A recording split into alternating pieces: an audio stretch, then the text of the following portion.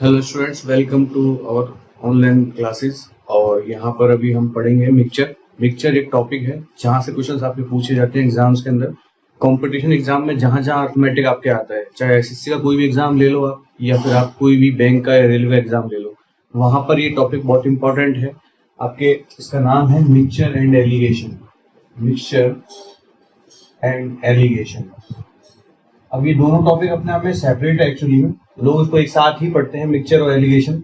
अभी हम पढ़ेंगे सिर्फ मिक्सचर को अपन क्या बोलते हैं? मिश्रण बोलते हैं भाई।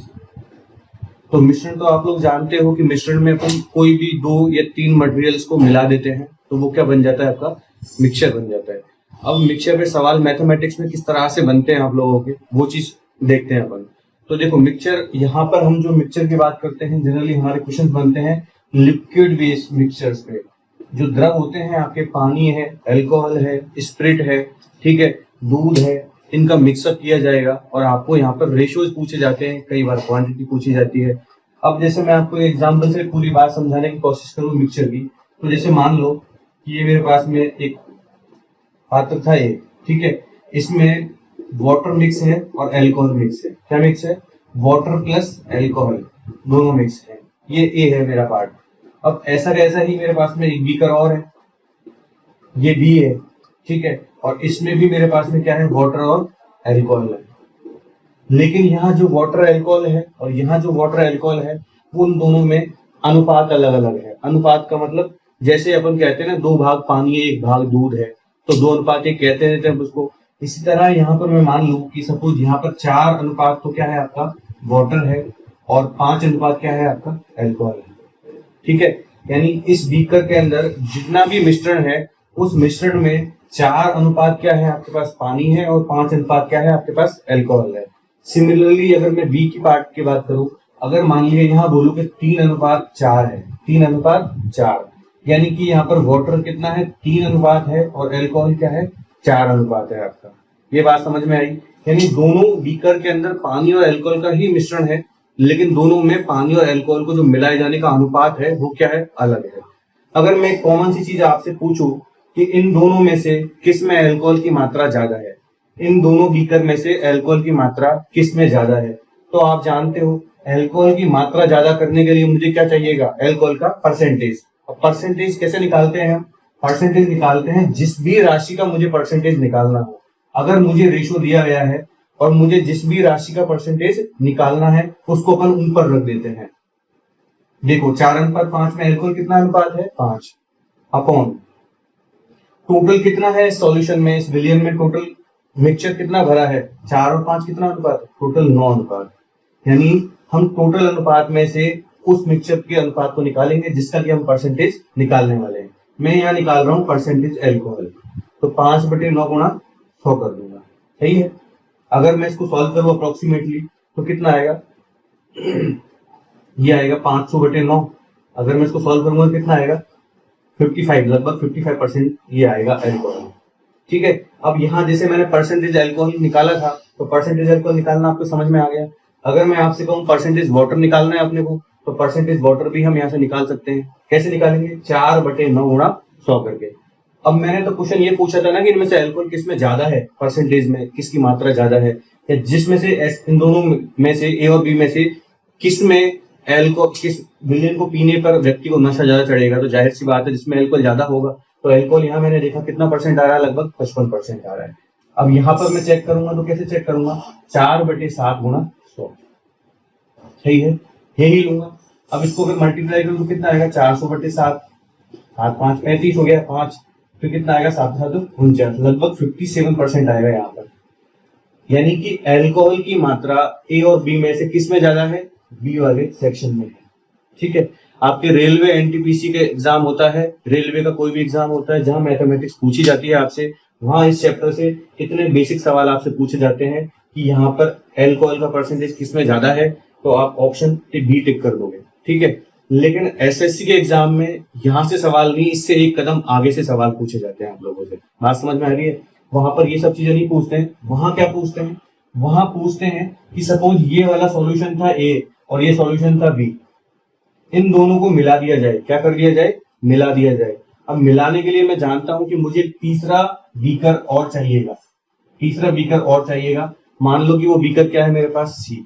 अब मैं यहां से और यहां से दोनों ही बीकर से पानी और अल्कोहल का मिश्रण निकाल के किसमें डाल देता हूं? इसमें डाल देता हूं। अब निकालते वक्त मैं कंडीशन लगा रहा हूं। कंडीशन ये है कि मैं दोनों ही हिस्सों से बराबर बराबर मात्रा में मिश्रण लेके इसमें डालूंगा। बराबर मात्रा का मतलब क्या होता है? बराबर मात्रा का मतलब समझ लो कि अगर मैं यहाँ 100 लीटर निकालता हूं इस वाले पार्ट से, तो इस पार्ट से भी कितना निकालूंगा? 100 लीटर ही निकालूंगा। बात समझ में आ रही है आपको? दोनों ही जगह से मुझे 100 लीटर मैंने निकाला। दोनों को निकाल के मैं कहा इस तीसरे पात्र में डाल देता हूँ।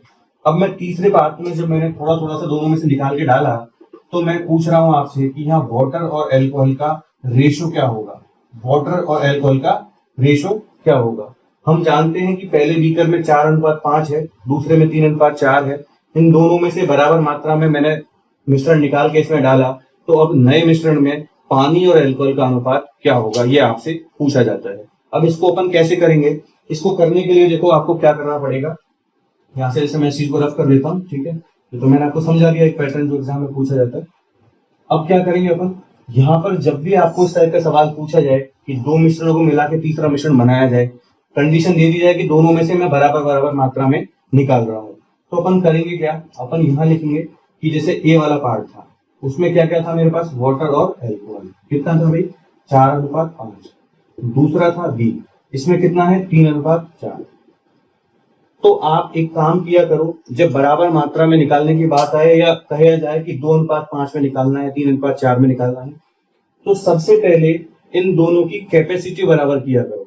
आपको पता थोड़ी है अभी कि ए वाला पार्ट और बी वाला जो पार्ट है आपका बीकर का, इसमें क्या क्वांटिटी बराबर आ सकती है या ज्यादा कम आ सकती है, ये मैं नहीं जानता हूँ।